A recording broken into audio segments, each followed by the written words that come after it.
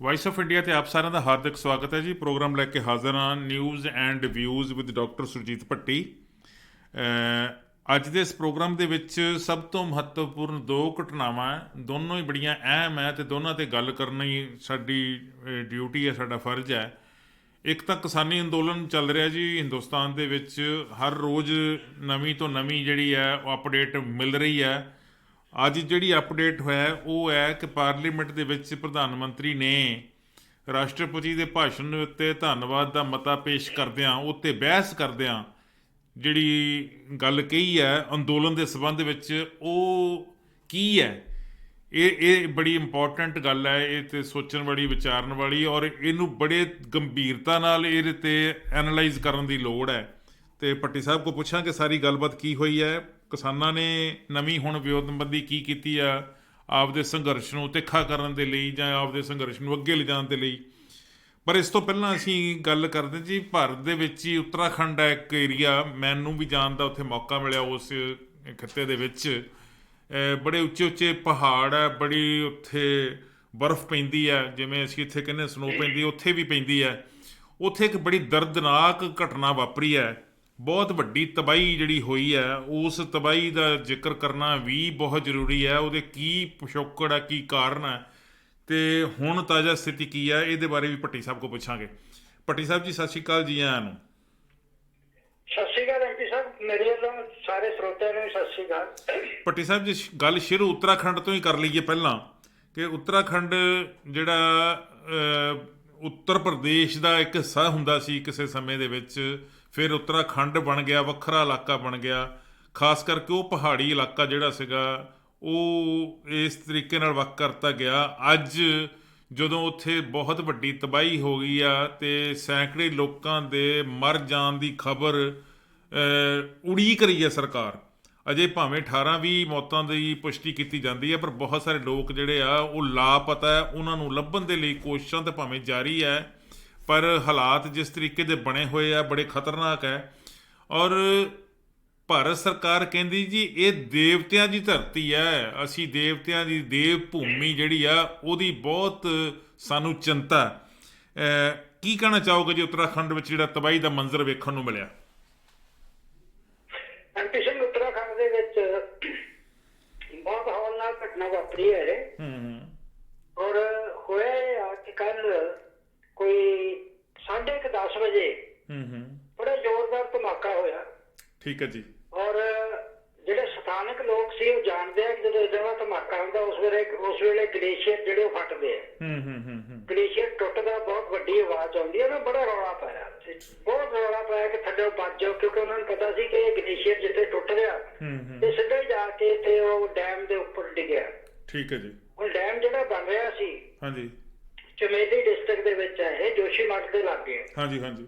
ਔਰ ਇਹ ਉਹ ਏਰੀਆ ਜਿੱਥੇ ਆਪਣੇ ਵੀ ਜਿਸ ਵੇਲੇ ਲੋਕ ਜਿਹੜੇ ਆ ਯਾਤਰਾ ਦੇ ਉੱਤੇ ਜਾਂਦੇ ਆ ਹੇਮਕੁੰਡ, ਤਾਂ ਜੋਸ਼ੀਮਠ ਗੁਰਦੁਆਰਾ ਵੀ ਹੈ, ਉੱਥੇ ਠਹਿਰਦੇ।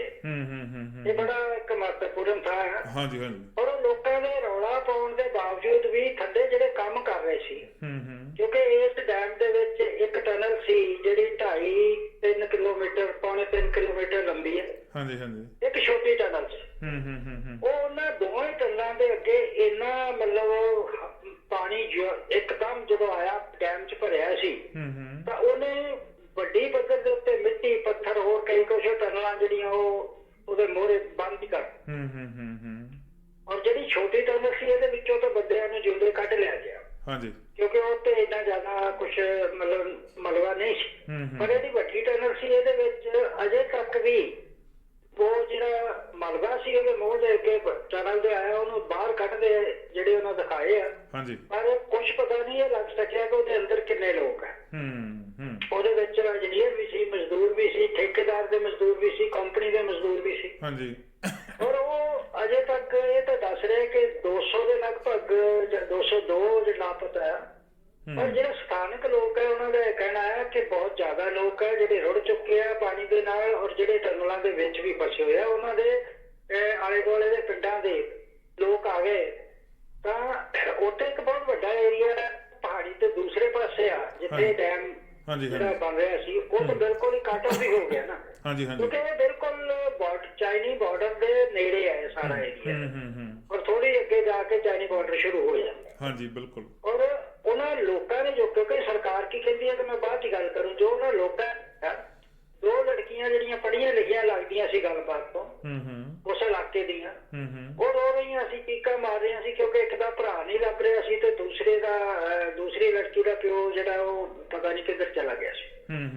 ਔਰ ਉਹਨਾਂ ਦੱਸਿਆ ਕਿ 10:30 ਵਜੇ ਦੀ ਇਹ ਘਟਨਾ, ਔਰ 3:30 ਵਜੇ ਸਰਕਾਰ ਦੀ ਜਿਹੜੀ ਉਹ ਕੋਈ ਆਈ ਹੈ ਸਹਾਇਤਾ ਲਈ, ਪਾਰਟੀਆਂ ਆਈਆਂ, ਔਰ ਉਦੋਂ ਤੱਕ ਕੁਛ ਨਹੀਂ ਹੋਇਆ। ਲੋਕ ਰੋਂਦੇ ਗਾਉਂਦੇ ਰਹੇ, ਟੀਕਾ ਮਾਰਦੇ ਰਹੇ, ਕਿਸ ਤਰ੍ਹਾਂ ਲੱਭੀਏ, ਕੀ ਕਰੀਏ, ਤੇ ਰੋੜ ਕੇ ਲੈ ਗਿਆ ਬਹੁਤ ਕੁਛ। ਔਰ ਉੱਥੇ ਜਿਸ ਵੇਲੇ ਉਹਨਾਂ ਨੇ ਗੱਲ ਕੀਤੀ ਕਿ ਤੁਸੀਂ 3:30 ਵਜੇ ਆਏ ਆ, ਉੱਥੋਂ ਦੇ ਜਿਹੜਾ ਪੁਲਿਸ ਦੇ ਵੱਡੇ ਅਫੀਸਰ ਸੀ ਤੇ ਉੱਥੋਂ ਦੇ ਡਿਸਟ੍ਰਿਕਟ ਦੇ ਜਿਹੜੇ, ਉਦੋਂ ਤੱਕ ਕੋਈ ਰਾਜਨੇਤਾ ਵੀ ਪਹੁੰਚ ਗਏ ਸੀ। ਤਾਂ ਉਹਨਾਂ ਨੇ ਬਜਾਏ ਇਹਦੇ ਕਿ ਉਹਨਾਂ ਦਾ ਹਮਦਰਦੀ ਕਰਦੇ, ਉਹਨਾਂ ਨੇ ਇਹ ਕਿਹਾ ਗਿਆ ਕਿ ਤੁਸੀਂ ਇੱਥੇ ਰਾਜਨੀਤੀ ਕਰਨਾ ਜਾਂ ਭੱਜ ਜਾਓ ਇੱਥੋਂ। ਉਹ ਮੀਡੀਆ ਨੂੰ ਦੱਸ ਰਹੇ ਸੀ ਕਿਹੜੀ ਰਾਜਨੀਤੀ ਕਰ ਰਹੇ ਆ। ਫਿਰ ਉਹਨਾਂ ਨੇ ਜੋ ਕਲੀਅਰ ਕੀਤਾ, ਉਹਨਾਂ ਲੋਕਾਂ ਦੇ ਜਿਹੜੇ ਸਿਆਣੇ ਬਜ਼ੁਰਗ ਸੀ, ਉਹਨਾਂ ਕਿਹਾ ਸੀ ਬਹੁਤ ਉਦੋਂ ਵਿਰੋਧ ਕੀਤਾ ਇੱਥੇ ਡੈਮ ਨਾ ਬਣਾਓ, ਕਿਉਂਕਿ ਇਹ ਖਤਰਨਾਕ ਏਰੀਆ, ਇੱਥੇ ਜਿਹੜੇ ਵੱਡੇ ਵੱਡੇ ਗਲੇਸ਼ੀਅਰ ਜਿਹੜੇ ਜਦੋਂ ਡਿੱਗਦਾ ਪਾਈ ਮਚਾਉਂਦੇ ਆ, ਜਿਹੜਾ ਕੋਈ ਨਹੀਂ ਮੰਨੀ। ਹੁਣ ਦੇਖੋ ਇਹਦੀ ਮੈਂ ਛੋਟੀ ਜਿਹੀ ਉਦਾਹਰਨ ਦੇ ਦਿੰਦਾ, ਕੈਨੇਡਾ ਦੇ ਵਿੱਚ ਦੁਨੀਆ ਨਾਲੋਂ ਸਭ ਤੋਂ ਵੱਡਾ ਡੈਮ ਹੈ ਇੱਥੇ। ਕਿਉਂਕਿ ਦੁਨੀਆ ਨਾਲੋਂ ਸਭ ਤੋਂ ਵੱਡੀਆਂ ਝੀਲਾਂ, ਪਰ ਇੱਥੇ ਇੱਕ ਅਸੂਲ ਹੈ ਕਿ ਜਿੰਨਾ ਚਿਰ ਤੱਕ ਜਿਹੜੀ ਉਹ ਡਿਜ਼ਾਸਟਰ ਡਿਪਾਰਟਮੈਂਟ ਹੈ ਉਹ ਆਗਿਆ ਨਹੀਂ ਦਿੰਦਾ, ਉੱਥੇ ਕੁਛ ਨਹੀਂ ਬਣ ਸਕਦਾ। ਉਹ ਕੀ ਕਰਦੇ ਆ ਕਿ ਜਿੱਥੇ ਵੱਡੇ ਵੱਡੇ ਗਲੇਸ਼ੀਅਰ ਹੈ ਉਹਨਾਂ ਨੂੰ ਪਹਿਲੋਂ ਉੱਥੇ ਵਿਸਫੋਟ ਕਰਕੇ ਉਹਨਾਂ ਨੂੰ ਉਡਾ ਕੇ ਦੇਖਦੇ ਆ ਵੀ ਕਿੱਧਰ ਨੂੰ ਡਿੱਗਦੇ ਆ, ਕਿ ਕਿੰਨੀ ਕੁ ਇਹਨਾਂ ਦੀ ਪਾਵਰ ਹੈ, ਕੀ ਇਹ ਠੋਸ ਹੈ ਜਾਂ ਇਹ ਹਿੱਲ ਸਕਦੇ। ਫਿਰ ਉਹ ਆਗਿਆ ਦਿੰਦੇ, ਫਿਰ ਉਹ ਗਰੰਟੀ ਕਰਦੇ ਇੰਨੇ ਸਾਲ ਤੱਕ ਇਹ ਇੱਥੇ ਸੇਫ ਹੈ, ਇਸ ਤੋਂ ਬਾਅਦ ਚ ਫਿਰ ਦੁਬਾਰਾ ਚੈੱਕ ਕਰਨਾ ਪਊ। ਪਰ ਉੱਥੇ ਇਸ ਚੀਜ਼ ਨੂੰ ਕੌਣ ਪੁੱਛਦਾ? ਕੰਪਨੀਆਂ ਨੂੰ ਇਹ ਹੁੰਦਾ ਕਿ ਅਸੀਂ ਵੱਧ ਤੋਂ ਵੱਧ ਫਾਇਦਾ ਉਠਾਈਏ, ਵੱਧ ਤੋਂ ਵੱਧ ਲਾਭ ਲਈਏ, ਪਰ ਉਹਦੇ ਲਈ ਉਹ ਕਈ ਚੀਜ਼ਾਂ ਨੂੰ ਇਗਨੋਰ ਕਰਦੇ ਆ। ਸਰਕਾਰਾਂ ਜਿਹੜੇ ਮਹਿਕਮੇ ਆ ਜਿਨ੍ਹਾਂ ਦਾ ਉੱਥੇ ਫਰਜ਼ ਬਣਦਾ ਸੀ ਉਹ ਸਾਰਾ ਕੁਝ ਚੈੱਕ ਕਰਨ, ਉਹ ਅੱਜ ਜਵਾਬਦੇ ਹੋਣਗੇ? ਕੋਈ ਜਵਾਬਦੇ ਨਹੀਂ ਉਹਦਾ, ਕੋਈ ਜਵਾਬਦੇ ਹੀ ਹੈ ਨਹੀਂ।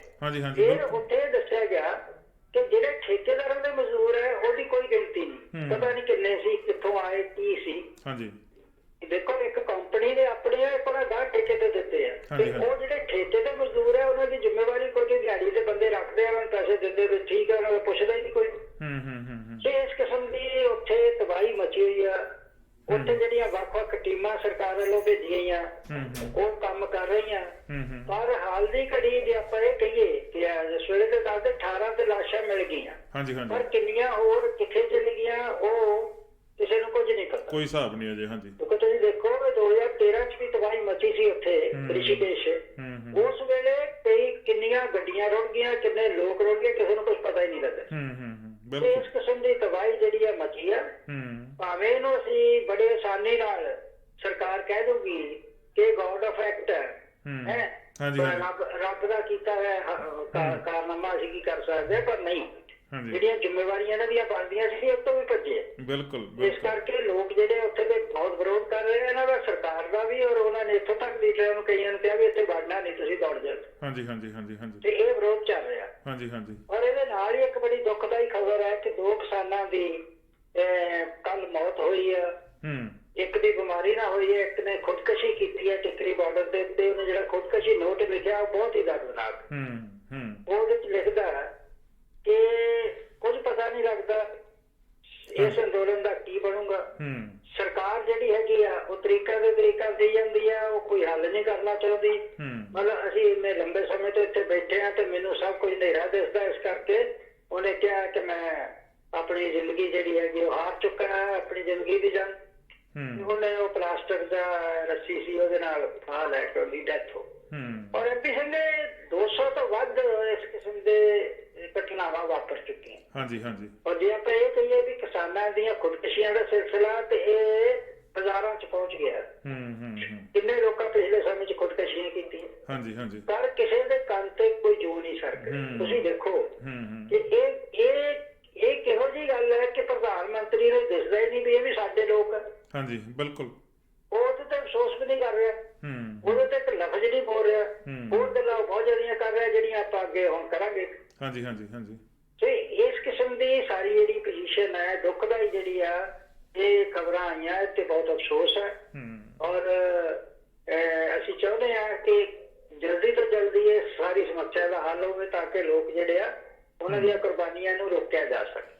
ਪਰ ਉੱਥੇ ਉਹ ਸਿਆਸਤਦਾਨ ਕੀ ਕਰ ਰਹੇ ਆ, ਕਿਵੇਂ ਐਕਟ ਕਰ ਰਹੇ, ਕੀ ਉਹਨਾਂ ਦੀ ਸੋਚ ਹੈ, ਉਹ ਤੇ ਆਪਾਂ ਵਿਸਤਾਰ ਨਾਲ ਗੱਲ ਅੱਗੇ ਜਾ ਕੇ ਕਰ ਲਈ। ਭੱਟੀ ਸਾਹਿਬ, ਜਿਹੜਾ ਇਹ ਤੁਸੀਂ ਖੁਦਕੁਸ਼ੀ ਨੋਟ ਬਾਰੇ ਗੱਲ ਕੀਤੀ ਆ, ਜਾਂ ਇਹ ਦਰਦਨਾਕ ਘਟਨਾਵਾਂ ਜਿਹੜੀਆਂ ਹਰ ਰੋਜ਼ ਵਾਪਰ ਰਹੀਆਂ ਉੱਥੇ, ਟਿੱਕਰੀ ਬਾਰਡਰ ਹੋਵੇ ਜਾਂ ਸਿੰਘੂ ਬਾਰਡਰ ਹੋਵੇ ਜਾਂ ਜਿਹੜੇ ਦੂਸਰੇ ਹੈਗੇ ਆ ਗਾਜੀਪੁਰ ਹੈ, ਪਰ ਪ੍ਰਧਾਨ ਮੰਤਰੀ ਨੇ ਇੱਕ ਬੜਾ ਵਿਚਿੱਤਰ ਜਿਹਾ ਬਿਆਨ ਦਿੱਤਾ ਹੈਗਾ। ਔਰ ਬੜੀ ਮੈਨੂੰ ਲੱਗਦਾ ਕਿ ਜਿਹੜੇ ਅੰਦੋਲਨ ਕਰ ਰਹੇ ਆ ਲੋਕ, ਉਹਨਾਂ ਨੂੰ ਵੀ ਬੜੀ ਵੱਡੀ ਵੰਗਾਰ ਹੈ, ਚੁਣੌਤੀ ਹੈ ਇੱਕ। ਔਰ ਬੜੇ ਉਹਨੇ ਸਹਿਜ ਜਿਹੇ ਤਰੀਕੇ ਨਾਲ ਸਾਰੀ ਗੱਲ ਕੀਤੀ ਹੈ। ਮੈਨੂੰ ਇਹਦੇ ਪਿੱਛੇ ਛੁਪੀ ਹੋਈ ਜਿਹੜੀ ਆ ਬਹੁਤ ਗੰਭੀਰ ਸਾਜ਼ਿਸ਼ ਜਿਹੜੀ ਆ ਉਹ ਨਜ਼ਰ ਆ ਰਹੀ ਆ। ਪ੍ਰਧਾਨ ਮੰਤਰੀ ਨੇ ਰਾਸ਼ਟਰਪਤੀ ਦਾ ਜਿਹੜਾ ਭਾਸ਼ਣ ਸੀਗਾ ਉਹਦੇ ਸੰਬੰਧ ਵਿੱਚ ਧੰਨਵਾਦ ਮਤੇ ਉੱਤੇ ਗੱਲ ਕਰਨੀ ਸੀ, ਕੱਲ੍ਹ ਉਹਨੇ ਕੀਤੀ ਹੈਗੀ ਆ।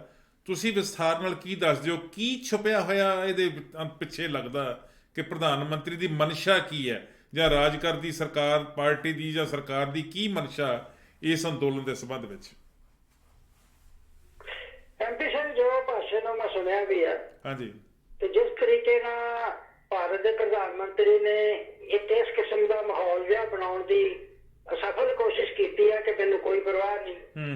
ਕਦੀ ਉਹ ਕਵਿਤਾ ਪੜ੍ਹਦੇ ਸੀ, ਕਦੀ ਉਹ ਦਲੀਲਾਂ ਹੋਰ ਹੀ ਦਿੰਦੇ ਸੀ, ਕਈ ਕੁਛ ਕਰਦਿਆਂ ਕਰਾਉਂਦਿਆਂ। ਅਸਲ 'ਚ ਜਿਹੜੀ ਗੱਲ ਆ, ਦੇਖੋ 70 ਮਿੰਟ ਦਾ ਭਾਸ਼ਣ ਹੈ, ਉਹਦੇ ਵਿੱਚ ਬਹੁਤ ਕੁਛ ਤਾਂ ਇਹੋ ਜਿਹਾ ਜਿਹਦੇ ਬਾਰੇ ਗੱਲ ਕਰਨ ਦੀ ਮੈਂ ਸਮਝਦਾ ਟਾਈਮ ਖਰਾਬ ਕਰਨ ਵਾਲੀ ਗੱਲ। ਜਿਹੜੀ ਮੇਨ ਗੱਲ ਹੈ, ਮੇਨ ਗੱਲ ਦੇ ਵਿੱਚ ਪ੍ਰਧਾਨ ਮੰਤਰੀ ਨੇ ਬੜਾ ਸਪਸ਼ਟ ਰੂਪ ਦੇ ਵਿੱਚ ਇਹ ਕਿਹਾ ਕਿ ਸਰਕਾਰ ਨੂੰ ਜਿਹੜੇ 12 ਕਰੋੜ ਗਰੀਬ ਕਿਸਾਨ ਹੈ ਉਹਨਾਂ ਦਾ ਫਿਕਰ ਹੈ।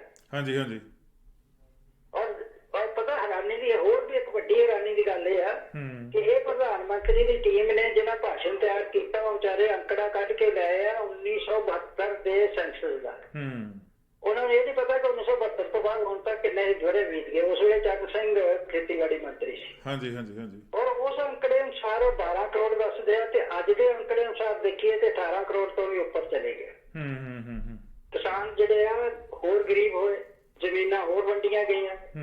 ਔਰ ਉਹ ਕੀ ਹੈ ਅਸਲ ਦੇ ਵਿੱਚ ਇੱਕ ਸੋਚੀ ਸਮਝੀ ਰਣਨੀਤੀ ਦਾ ਇੱਕ ਹਿੱਸਾ ਹੈ।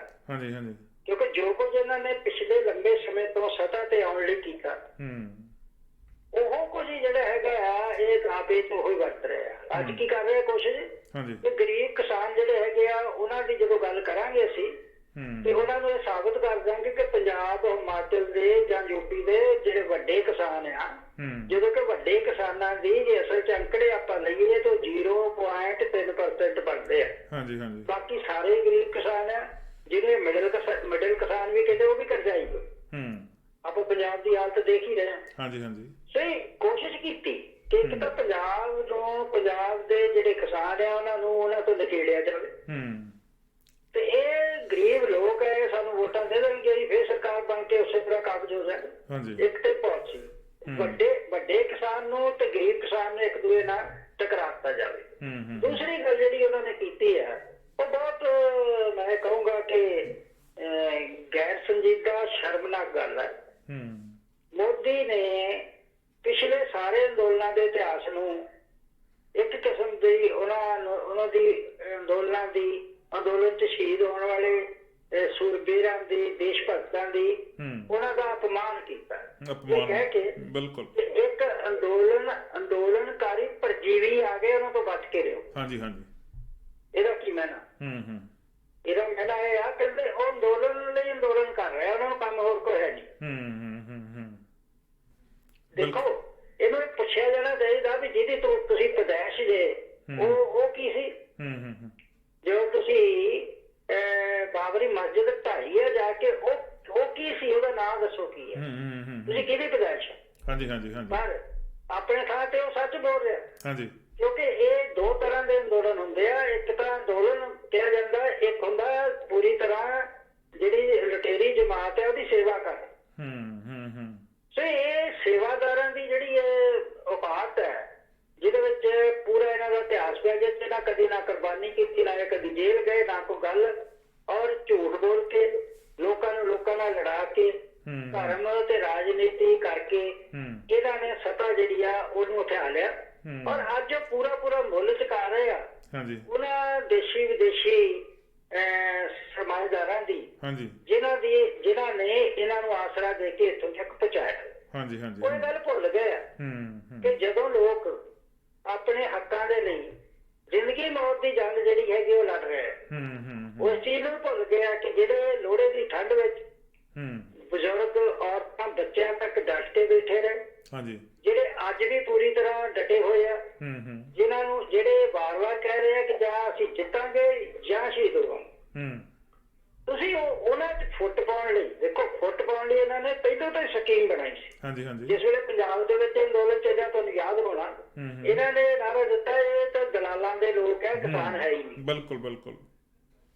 ਫਿਰ ਇਹਨਾਂ ਨੇ ਇਹ ਨਾਰਾ ਦੇ ਦਿੱਤਾ ਕਿ ਇਹ ਜਿਹੜੇ ਸਾਰੇ ਹੈਗੇ ਇਹਨਾਂ ਨੂੰ ਵਿਦੇਸ਼ ਚੋਂ ਜਿਹੜਾ ਉਹ ਪੈਸਾ ਆਉਂਦਾ, ਇਹ ਸਾਰੇ ਖਾਲਿਸਤਾਨੀ ਆ, ਇਹ ਸਾਰੇ ਨੈਕਸਲਾਈਟ ਆ, ਲਗਾਓਵਾਦੀ ਆ, ਇਹਨਾਂ ਨੂੰ ਦੇਸ਼ ਦੇ ਨਾਲ ਹਿਤਮਦਰਦੀ ਕੋਈ ਨਹੀਂ। ਉਹ ਵੀ ਫੇਲ ਹੋ। ਫਿਰ ਇਹਨਾਂ ਨੇ ਹਰਿਆਣੇ ਤੇ ਪੰਜਾਬ ਨੂੰ ਇੱਕ ਦੂਸਰੇ ਦੇ ਮੁਕਾਬਲੇ 'ਚ ਖੜਾ ਕਰਨ ਦੀ ਕੋਸ਼ਿਸ਼ ਕੀਤੀ। ਉਹ ਪਾਣੀ ਦਾ ਮਸਲਾ ਚੁੱਕ ਲਿਆਏ, ਹੋਰ ਕਈ ਚੀਜ਼ਾਂ ਲੈ ਕੇ ਆਏ, ਉਹ ਵੀ ਫੇਲ ਹੋਇਆ। ਜਿੱਦਾਂ ਇਹਨਾਂ ਨੇ ਸਾਜ਼ਿਸ਼ ਘੜੀ, ਇੱਕ ਸਾਜ਼ਿਸ਼ ਹੈ। ਮੈਂ ਇਹਦੇ 'ਚ ਜਿਹੜਾ ਇਹਨਾਂ ਨੇ ਕਿਹਾ ਕਿ ਅਸੀਂ ਕਰੋੜਾਂ ਜਿਹੜੇ ਗਰੀਬ ਕਿਸਾਨ ਆ ਉਹਨਾਂ ਦੀ ਮਤਲਬ ਭਲੇ ਲਈ ਕਰ ਰਹੇ, ਉਹ 'ਚ ਦੱਸ ਕੇ ਕਿ ਭਲਾ ਕੀ ਕਰਨ ਲੱਗੇ ਤੁਸੀਂ? ਜਦੋਂ ਤੁਸੀਂ ਬੜੇ ਬੜੇ ਜ਼ਖੀਰੇ ਬਾਜਾਂ ਨੂੰ ਖੁੱਲ੍ਹ ਦੇ ਦਿਓਗੇ ਤੇ ਲੋਕਾਂ ਦੀ ਰੋਟੀ ਵੀ ਬੜਬੜੀਆਂ ਤਜ਼ੌਰੀਆਂ 'ਚ ਜਮ੍ਹਾਂ ਕਰ ਲਓ ਤਾਂ ਕੀ ਕਰਨਗੇ ਬਾਅਦ 'ਚ? 1955 ਦਾ ਬਣਿਆ ਕਾਨੂੰਨ ਤੁਸੀਂ ਅੱਜ ਉਹਨਾਂ ਨੂੰ ਖੁੱਲ੍ਹਾ ਦੇ ਰਹੇ ਕਿ ਜੇਲ੍ਹ 'ਚ ਪਾਓ, ਆਇਡੈਂਟੀ ਕਾਰਡ ਤੇ ਤੁਸੀਂ ਜਾ ਕੇ ਜਿੰਨੀ ਮਰਜ਼ੀ ਜਿਹੜਾ ਹੈਗਾ ਅਨਾਜ ਖਰੀਦ ਲਓ ਤੇ ਕਰੋੜਾਂ ਦਾ ਅਨਾਜ ਖਰੀਦ ਕੇ ਬਾਅਦ 'ਚੋਂ ਪਤਾ ਨਹੀਂ ਲੱਗਾ, ਕਿਸਾਨ ਰੋਂਦੇ ਫਿਰਦੇ ਆ ਕਿ ਉਹ ਕਿੱਥੇ ਚਲੇ ਗਏ। ਅਨਾਜ ਵੀ ਲੈ ਗਿਆ, ਉਹਨਾਂ ਦਾ ਪੈਸਾ ਵੀ ਨਹੀਂ ਦਿੱਤਾ। ਤੇ ਇਹ ਜਦੋਂ ਏਦਾਂ ਦਾ ਅਸਰ ਹੋ ਰਿਹਾ, ਫਿਰ ਉਹਦੇ 'ਚ ਗੱਲ ਹੋਰ ਕਹਿੰਦੇ ਆ, ਆਪਣੇ ਆਪ ਨੂੰ ਕਿੰਨਾ ਸੇਫ ਬਣਾਉਂਦੇ ਆ। ਕਹਿੰਦੇ ਜੀ ਪਹਿਲੇ ਪ੍ਰਧਾਨ ਮੰਤਰੀ ਮਨਮੋਹਨ ਸਿੰਘ ਹੋਰਾਂ ਦਾ ਇਹ ਇੱਛਾ ਸੀ ਇਹ ਕਾਨੂੰਨ ਲਾਗੂ ਕੀਤੇ ਜਾਣ। ਉਹਨਾਂ ਤੇ ਨਿਯੁਕਤ ਨਹੀਂ ਸੀ ਉਹ ਕਰ ਸਕੇ ਤੇ ਅਸੀਂ ਇਹ ਦਲੇਰੀ ਕੀਤੀ, ਅਸੀਂ ਕਾਨੂੰਨ ਲਾਗੂ ਕਰ ਦਿੱਤੇ। ਕਹਿੰਦੇ ਕ੍ਰਾਂਤੀ ਜਿਹੜੀ ਖੇਤੀ ਕ੍ਰਾਂਤੀ ਆ, ਅਸੀਂ ਤਾਂ ਉਹਦੇ ਬਹੁਤ ਵੱਡਾ ਆਗਾਜ਼ ਕਰ ਦਿੱਤਾ। ਔਰ ਜੇ ਅਸੀਂ ਇਹ ਨਹੀਂ ਕਰ ਰਹੇ, ਉਹਨਾਂ ਇਹ ਵੀ ਕਿਹਾ ਕਿ ਜੇ ਮੈਂ ਨਾ ਰਿਹਾ ਅਗਲਾ ਪ੍ਰਧਾਨ ਮੰਤਰੀ ਆਇਆ ਤਾਂ ਉਹਨੂੰ ਵੀ ਇਹ ਲਾਗੂ ਕਰਨਾ ਪਊਗਾ। ਇਹਦਾ ਮਤਲਬ ਕਿਤੇ ਨਾ ਕਿਤੇ ਇਹ ਗੱਲ ਵੀ ਦਿਸ ਰਹੀ ਹੈ। ਸੋ ਇਹਦਾ ਅਸਰ ਕਿਸਾਨਾਂ ਤੇ ਕੀ ਪਊਗਾ ਉਹ ਵੀ ਆਪਾਂ ਗੱਲ ਕਰਾਂਗੇ, ਕੀ ਪੈ ਰਿਹਾ ਉਹ ਵੀ ਗੱਲ ਕਰਾਂਗੇ। ਪਰ ਇਹਦੇ ਬਾਰੇ ਦੇ ਵਿੱਚ ਇਹ ਬਿਆਨ ਜਿਹੜੇ ਦਿੱਤੇ ਗਏ ਆ ਇਹ ਪੂਰੀ ਤਰ੍ਹਾਂ ਹੀ ਗੈਰ ਜ਼ਿੰਮੇਦਾਰਾਨਾ ਬਿਆਨ ਹੈ। ਔਰ ਨਹੀਂ ਗੈਰ ਜ਼ਿੰਮੇਦਾਰਾਨਾ ਕਹਿਣਾ ਵੀ ਹੌਲੀ ਗੱਲ ਹੋ ਗਈ, ਇਹ ਸਾਜ਼ਿਸ਼ ਬਹੁਤ ਵੱਡੀ ਸਾਜ਼ਿਸ਼ ਨਾਲ ਅੰਦੋਲਨ ਨੂੰ ਰੋਕਣ ਦੇ ਲਈ ਇਹ ਕਿਸਮ ਦੀ ਵਿਉਂਤਬੰਦੀ ਘੜ ਰਿਹਾ। ਜਿੱਦਾਂ ਇਹਨਾਂ ਪਹਿਲੋਂ ਸਾਜ਼ਿਸ਼ਾਂ ਕਰਕੇ ਬਦਨਾਮ ਕਰਨ ਦੀ ਕੋਸ਼ਿਸ਼ ਕੀਤੀ, ਕਦੀ ਲਾਲ ਕਿਲੇ ਦੀ ਗੱਲ ਲੈ ਕੇ ਆਏ, ਕਦੀ ਉਹ ਹੋਰ ਲੈ ਆਉਣਗੇ ਕੋਈ। ਤੇ ਇਹ ਚੀਜ਼ਾਂ ਜਿਹੜੀਆਂ ਆ ਮੈਂ ਸਮਝਦਾ ਕਿ ਜਿੱਥੇ ਸਾਡੇ ਪੂਰੇ ਲੋਕਾਂ ਨੂੰ, ਮਿਹਨਤਕਸ਼ ਲੋਕਾਂ ਨੂੰ ਇੱਕ ਸਬਕ ਹੈ, ਲੈਸਨ ਹੈ ਕਿ ਤੁਸੀਂ ਜਦੋਂ ਇਹੋ ਜਿਹੇ ਸਾਜ਼ਿਸ਼ ਘਟਕਾਵਾਂ ਨੂੰ ਜਿਹੜੇ ਤੁਹਾਨੂੰ ਲਾਲਚ ਦੇ ਕੇ ਵੋਟਾਂ ਦੇ ਕੇ ਸਰਕਾਰ ਬਣਾਉਂਦੇ ਆ, ਚਾਹੇ ਆਪਾਂ ਇਹ ਨਹੀਂ ਕਹਿ ਸਕਦੇ ਕਿ ਲੋਕਾਂ ਦੀਆਂ ਵੋਟਾਂ ਨੇ ਬਣਦੇ, ਬਹੁਤ ਹੇਰਾਫੇਰੀਆਂ ਹੋਰ ਹੁੰਦੀਆਂ। ਉਹ ਸਾਰੀਆਂ ਵੀ ਜਦੋਂ ਹਿਸਾਬ ਕਿਤਾਬ ਕਰਾਇਆ ਕਿ ਚੋਣਾਂ ਕਿਵੇਂ ਹੋਣੀਆਂ ਚਾਹੀਦੀਆਂ ਉਹਦੇ ਵਿੱਚ ਆ ਗਈ।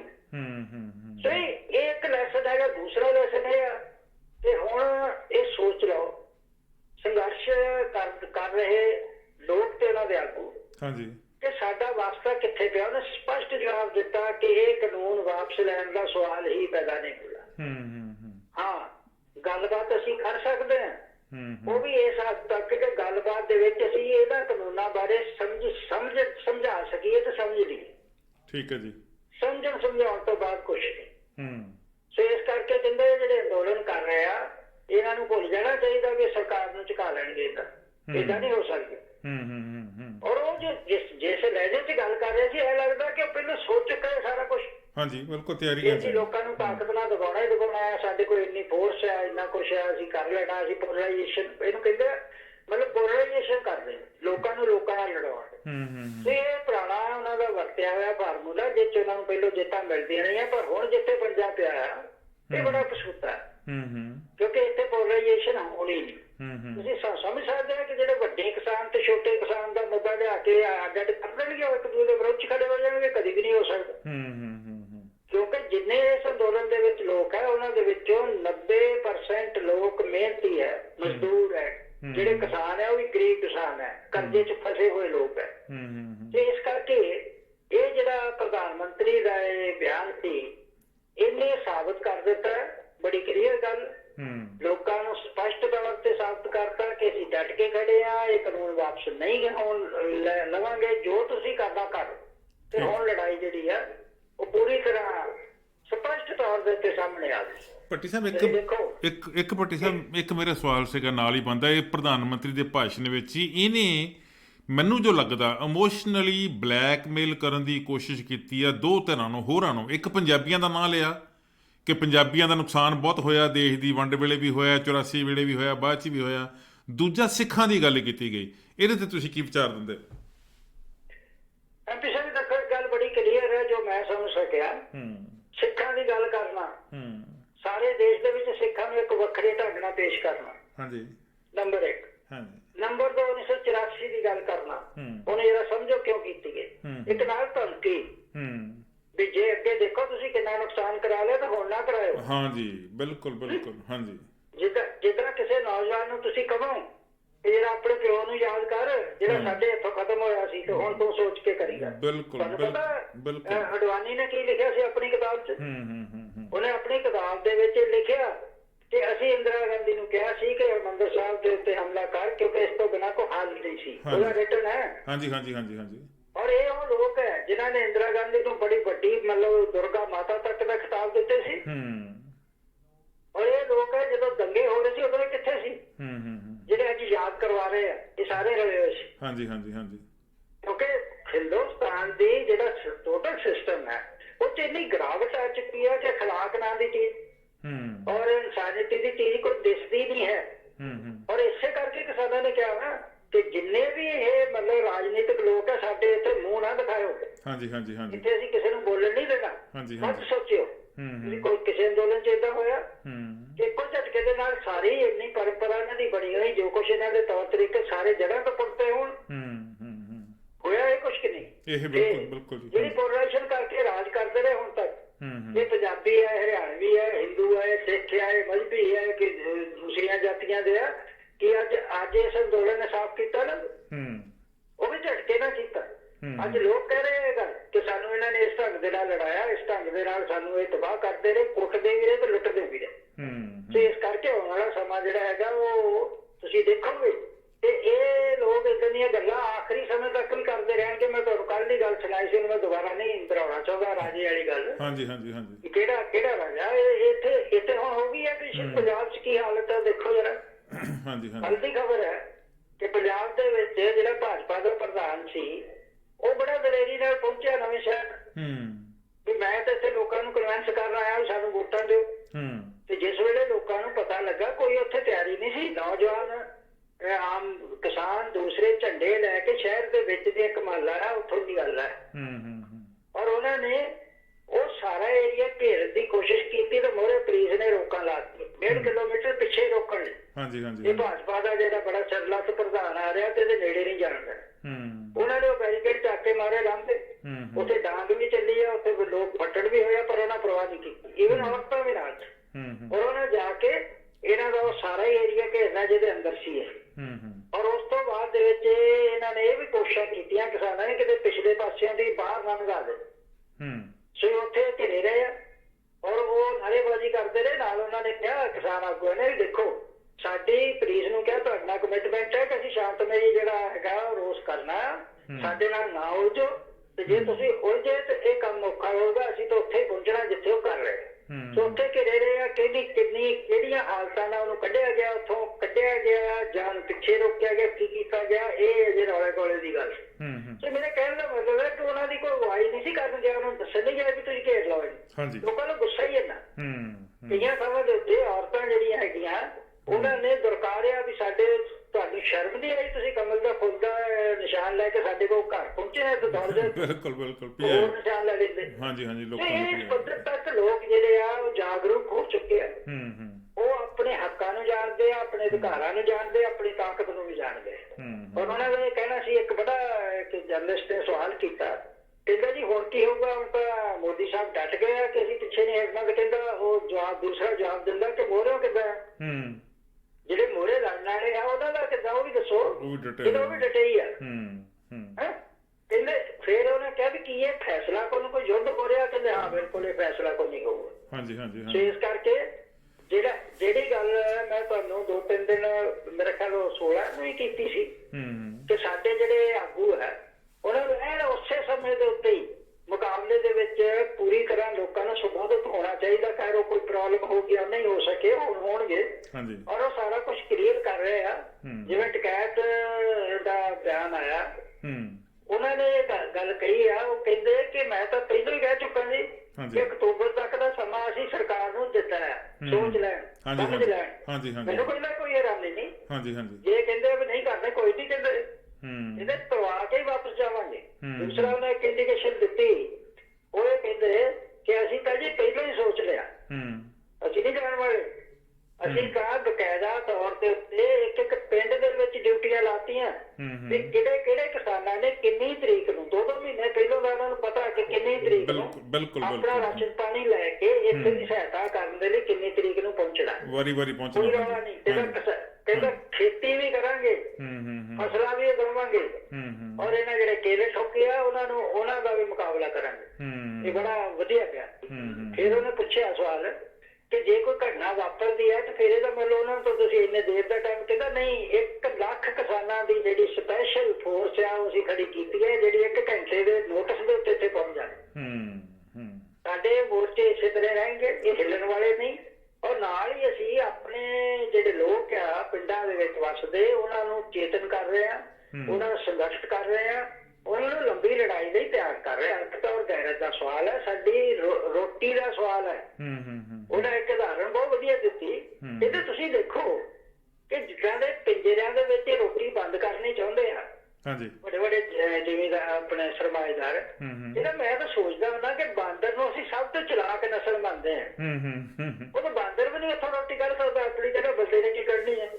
ਜਿੱਥੇ ਰੋਟੀ ਨੂੰ ਕੈਦ ਕਰਨਾ ਚਾਹੁੰਦੇ, ਬੜੇ ਸਧਾਰਨ ਢੰਗ ਨਾਲ ਉਹਨੇ ਵਧੀਆ ਸਮਝਾਇਆ।